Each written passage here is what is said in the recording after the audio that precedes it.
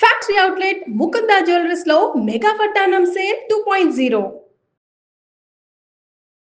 నమస్తే రమగారు. నమస్తే చెయ్య. రమగారు, ఏదైనా మంచి కథ చెప్తారా? చందమామ కథ చెప్తా. ఓకే. మాటకారి యోధుడు. ఓ, బాగుంది కదా. బాగుంది. ఏదైనా కార్యసాధకులకి తెలివితేటలు ఉండాలి చెయ్య. ఖచ్చితంగా ఏదో రకంగా చేసేయటం కాకుండా తెలివిగా చేస్తే ఇంకాస్త బాగుంటుంది. తెలివిగా చేయటం, తెలివిగా మాట్లాడటం అవన్నీ చాలా కావాలి నిజమండి కదా. ఈ రోజుల్లో అసలు చాలా అంటే ప్రతి ఒక్క దాంట్లో తెలివితేటలు చూడాల్సిన పరిస్థితి.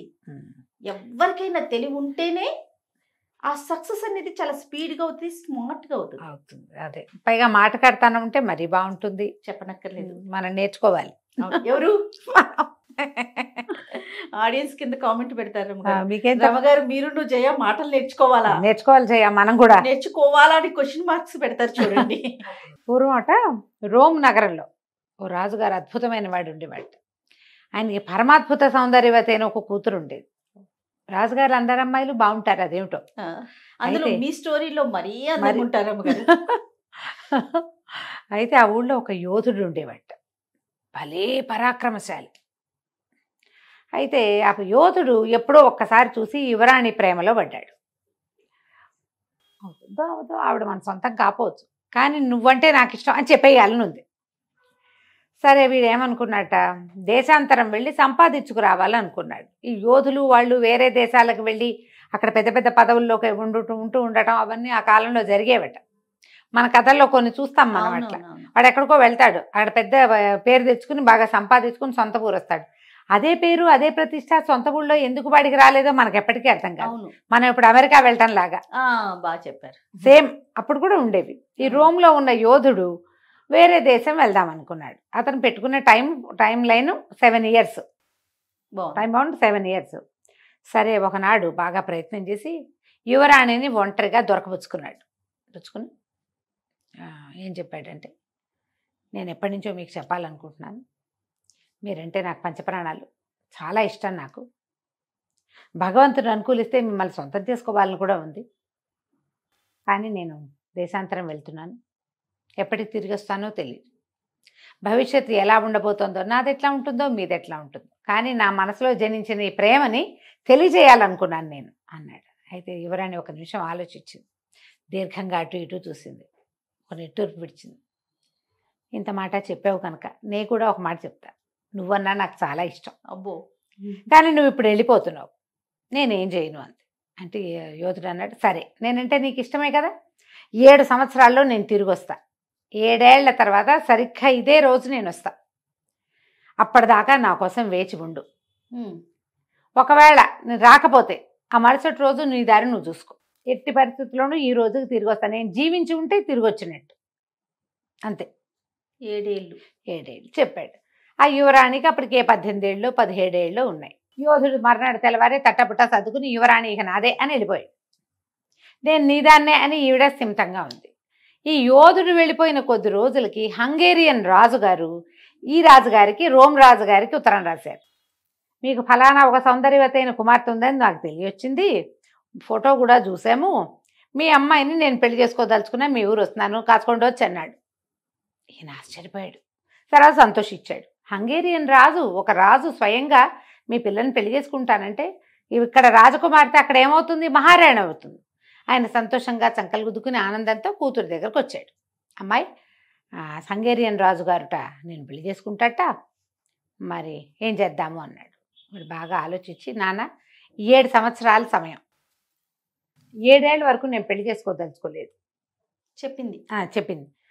7 ఏళ్ల తర్వాత ఆయన ఏ రోజు వచ్చినా నేను పెళ్లి చేసేసుకుంటా, 7 ఏళ్ళు నా టైం అనేసరికి అప్పట్లో లేట్ మ్యారేజ్లు సహజమేట. వాళ్ళకేమంత 27 వచ్చింది 31 వచ్చింది లెక్కేం లేదు. సీనియర్ సిటిజన్లు కూడా పెళ్ళిళ్ళు చేసుకునే రోజులు అవి. సరే, రాజుగారు ఉత్తరం రాశారు హంగేరియన్ రాజుగారికి. మా అమ్మాయి ఏదో వ్రతం పట్టిందండి, 7 సంవత్సరాలు కావాలంది, ఈ లోపల ఏమిటో చదువుకుంటానంటోంది, మరి వివాహం అది అయ్యి మహారాణి అది అయిపోయాక అవంతా కుదరవు, కాబట్టి ఈ 7 సంవత్సరాలు మీరు మాకు సమయం ఇవ్వవలసింది, 7 సంవత్సరాల తర్వాత మీరు వస్తే మాకు ఎటువంటి అభ్యంతరము లేదండి అని. రాజుగారు కూడా సరేననుకున్నాడు. ఈ లోపల ఆయన 1-2 పెళ్ళిళ్ళు చేసుకున్నాడేమో.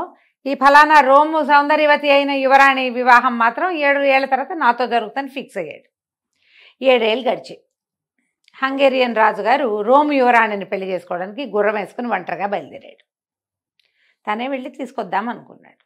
ఈ వెళ్తూ ఉంటే దారిలో ఈయనకు ఒక యోధుడైన ఒక యువకుడు తగిలాడు. మరి దారిలో ఎప్పుడు తోడు ఉండాలి చూడు, ఒకళ్ళే వెళ్ళకూడదు. అవును. ఈ యోధుడు రాజుగారు చేరుకో గుర్రం మీద వెళ్తున్నారు. మీరు ఎటువైపు వెళ్తున్నారంటే రోమ్ అని చెప్పుకున్నారు. అన్ని దారులు రోమ్ వైపే దారి తీస్తాయని నవ్వుకున్నారు. సరే కలిసి వెళ్దాం, కబుర్లు చెప్పుకోవచ్చు, కలిసి వెళ్ళచ్చు, ఏమిటో చేయొచ్చు అని సరేననుకున్నారు. ఇద్దరు కలిసి వెళ్తున్నారు. వెళ్తుంటే ఏమైంది, ఈ అబ్బాయి దిగలేదు కానీ ఒక ఇది వచ్చింది, ఒక చెరువు లాంటిది వచ్చింది.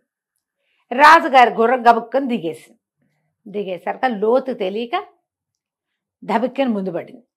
రాజుగారి బట్టలన్నీ తడిసిపోయినాయి. ఆ లోతు తెలియలే, దిగింది లోతు తెలియలే.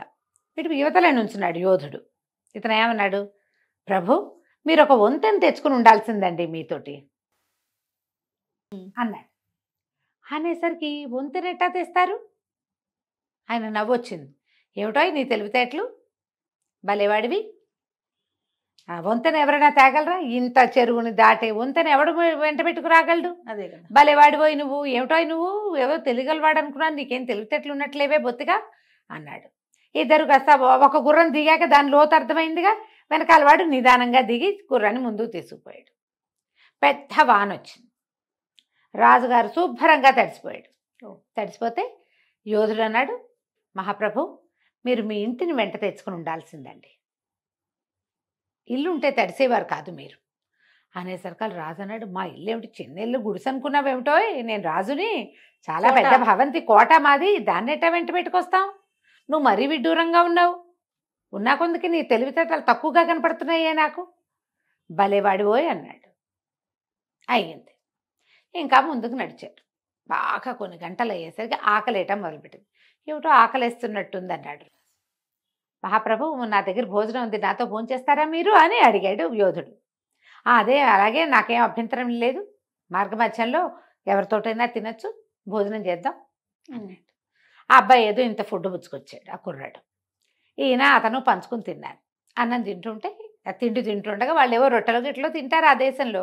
ఇతను ఏమన్నాడు, మీ అమ్మా నాన్నని తెచ్చుకోవాల్సిందండి మీరు, అమ్మా నాన్న లేకుండా వస్తే ప్రయాణంలో కష్టం అన్నాడు. అనేసరికి రాజుగారు ఆశ్చర్యపోయి, మా నాన్న ఏనాడో పోయాడు, మా అమ్మ కడువృద్ధురాలు, ఆవిడ భవంతిలోనే అటు ఇటు నడిచేది లేదు, వాళ్ళని వెంటేసుకుని పెళ్ళికెళ్తూ పెళ్ళిని సంకట పెట్టుకెళ్ళినట్టు పెద్దవాళ్ళని వెంటేసుకుని ఎట్టా వెళ్తానో, ప్రయాణంలో అమ్మా నాన్న ఎందుకు, నువ్వు భలేవాడివి అన్నాడు. నువ్వు అసలు మూర్ఖుడుగా కనపడుతున్నావు, నువ్వు తెలివిగా లేవు, నీ మాటలు ఏవిను, తెలివి తక్కువ వాడివిగా ఉన్నావు, ఎట్ట బతుకుతావో ఏమిటో నోయి నువ్వు అంటే. ఇతను ఏమన్నాడు, దాందే వదిలేండి, ఎవడి తెలివి వాడిది, ఎవరి రకం వాళ్ళది కదా, మీ తెలివి మీదే, నా తెలివి నాది. రోమ్ దాకా వచ్చారు, మహానగరంలోకి ప్రవేశించారు. ప్రవేశిస్తుంటే ఈ అబ్బాయి చెప్పాడు, బాబు ఇక్కడి నుంచి మన దారులు చేలుతాయండి, మీ దారిని మీరు వెళ్ళండి, నేను 7 ఏళ్ల క్రితం వాలేసి వచ్చాను, దాని పరిస్థితి ఎట్లా ఉందో చూసుకోవాలండి, బతుకుంటే మళ్ళీ కలుసుకుందాం అని రాజుగారికి నమస్కారం పెట్టి వెళ్ళిపోయాడు. ఆ అబ్బాయి దారిని అబ్బాయి పోయాడు. మన రాజుగారి హంగేరియన్ రాజుగారు రోమ్ రాజుగారి ఇంటికి చేరారు. భవంతి బయటికి వెళ్ళంగానే ఈయన గుర్రం చూసి వాళ్ళు గుర్తుపట్టారు. ముందే ఉత్తరం రాసి ఉంటాడు నేను వస్తున్నానని. మంది మార్బలం అందరు ఎదురొచ్చి ఆయన లోపల తీసుకెళ్లారు. సరే భోజన భాజనాదులు చేయిస్తున్నారు. యువరాణి అనుకుంటోందనమాట. 7 ఏళ్ళు అయింది, హంగేరియన్ రాజుగారు వస్తానని ఉత్తరం రాశాడు, యోధుడు వస్తాడు రాడు, నేను ఇంకా రాజుగారిని పెళ్లి చేసుకోవాల్సిందేనేమో అని అనుకుంటాను. ఇంతలో ఏమైంది, పెద్ద రాజుగారు చిన్న కొత్తగా పెళ్లి కొడుకు రాజుగారు తిండి తింటున్నారు, భోజనాలు చేస్తున్నారు. ఆయన చెప్పాడు, మీరు ఒంటరిగా వచ్చారా, ఎలా వచ్చారు, ఎవరు వచ్చారు మీతోటి, బాగా తోలుకొని రాగలిగారా, ఒంటరి స్వారీ విసుగుపట్టలేదా, కుశల ప్రశ్నలు వేస్తారు చూడు. అవును. కుశల ప్రశ్నలు వేస్తే దారి మధ్యలో ఒక కుర్రాడు తగిలాడండి. వాడు వెరీ ఇంట్రెస్టింగ్ పర్సనాలిటీ, వాడు తమాషాగా మాట్లాడతాడు, గుర్రం అది బాగా తోలాడు అనుకోండి, మంచి పెద్ద భారీకాయుడు, కత్తి తిప్పడం వచ్చిన వాడేను, కానీ వాడి తెలివి తక్కువ వాడండి. వాడేంటో విచిత్రంగా మాట్లాడాడు. మరి పెద్ద వాన వచ్చింది, మీ ఇంటిని తెచ్చుకోవాల్సిందండి అన్నాడు. ఇంటిని తెస్తారండి ఎవరైనా అన్నాడు. అనగానే ఈయనకి డౌట్ వచ్చింది. మరి అంటే వాన వస్తే ఏమైందండి అన్నాడు. నేను తడిసిపోయాను అన్నాడు ఈయన. కుర్రాడు అన్నాడు. వాడు సంచిలోంచి ఒక దుప్పటి తీసి కప్పుకున్నాడండి అని చెప్పాడు రాజు. కుర్రాడని మా రాజుగారు అడిగితే చెప్తున్నాడు అనమాట. అంటే వాడు దుప్పటి తీసి కప్పుకున్నాడు. ఇతను అన్నాడు, ఇల్లు అంటే అదేనండి, తలదాచుకునే స్థలం. వాడు ఆ దుప్పట్లో తను తలదాచుకుని తల ఒళ్ళు తడవకుండా చూసుకున్నాడు. అదేం తెలివి తక్కువ మాట కాదండి. ఇల్లు మీతో తెచ్చుకోవాల్సిందే అంటే ఇంట్లో ఉండే వస్తువు ఏదైనా ఒకటి నీతో తెచ్చుకోవాలి. అది అదే. దుప్పటి కావచ్చు, ఏదైనా కప్పుకునేందుకు గోరుపట్ట కావచ్చు. వాడు తెచ్చుకున్నాడు చూడండి, అందుకని వాడు ఆ మాట అన్నాడు. అక్కడి నుంచి ఏమోనండి, అది తెలివిగా ఉందంటారా ఆ మాట అని మేమిద్దరం నదిలో దిగామండి. నేను లోతు తెలియలేదు, నాకు ఆ గుర్రం ముందుకు పడినంత పని అయింది. కాస్తుంటే నువ్వు ఎటో పడేవాడిని నేను. అప్పుడు కూడా వాడు అట్టాగే అన్నాడు, వంతెన వెంట పెట్టుకు రావాల్సిందండి అంటే నిత్యం తెచ్చుకోవాలి వంతెనే అక్కడ అనేసరికి వంతెనేటా తెస్తామని నేను అన్నానండి. అంటే కరెక్టేనండి వాడు అన్నది. ఎందుకంటే వంతెన అంటే ఏమిటి, నీటిని సులువుగా దాటే మార్గం జనరల్గా అర్థమయ్యేది. వీడి పాయింట్ ఏమిటిది, మీరు ఒక మహారాజు, ఒక నది దాటడానికి నది లోతెంతో తెలుసుకోవాలంటే ఒక సైనికుల్లో ఇద్దరు సైనికుల్లో దింపి తెలుసుకుంటారు జనరల్గా ఎవరైనా. మీరు ఎవరైనా సహాయం తెచ్చుకుని ఉండాల్సిందని వాడి ఉద్దేశం అయి ఉంటుంది. వాడి ఉద్దేశం అది అయి ఉండొచ్చు, తెలుగు తక్కువ మాట కాదు అన్నాడు. ఇంకా ముందుకు వచ్చాక వాడు మేమిద్దరం కలిసి భోజనం చేసామండి. వాడే పెట్టాడు అనుకోండి తిండి. మీ అమ్మ నాన్నని తెచ్చుకోవాల్సింది అన్నాడు. మా నాన్న ఎక్కడన్నాడు, మా అమ్మ ఎంత వృద్ధురాలు, అమ్మా నాన్నని తెచ్చుకుంటామా ప్రయాణంలో, వాడు మూర్ఖుడేనండి మీరు ఒప్పుకోవట్లేదు కానీ అన్నాడు. వాడు మూర్ఖుడు కాదండి, మీరు తిండి ఎవరిది తిన్నారంటే వాడే పెట్టాడు. వాడి ఉద్దేశం అన్నపానీయాలు అమ్మా నాన్న అంటే.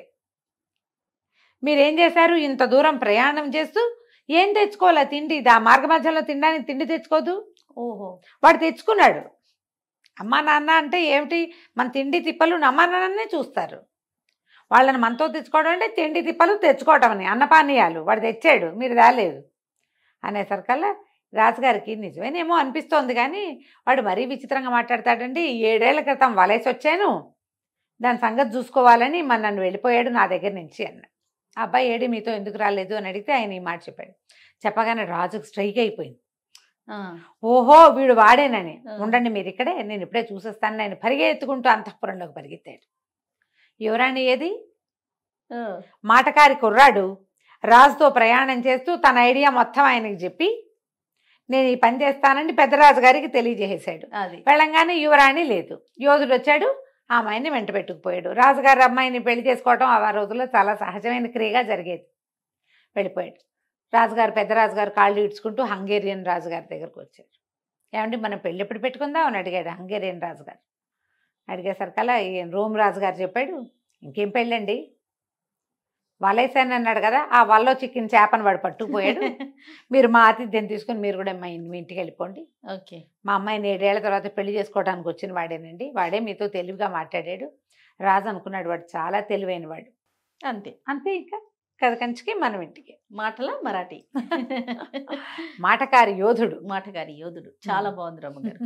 నమస్తే. నమస్తే.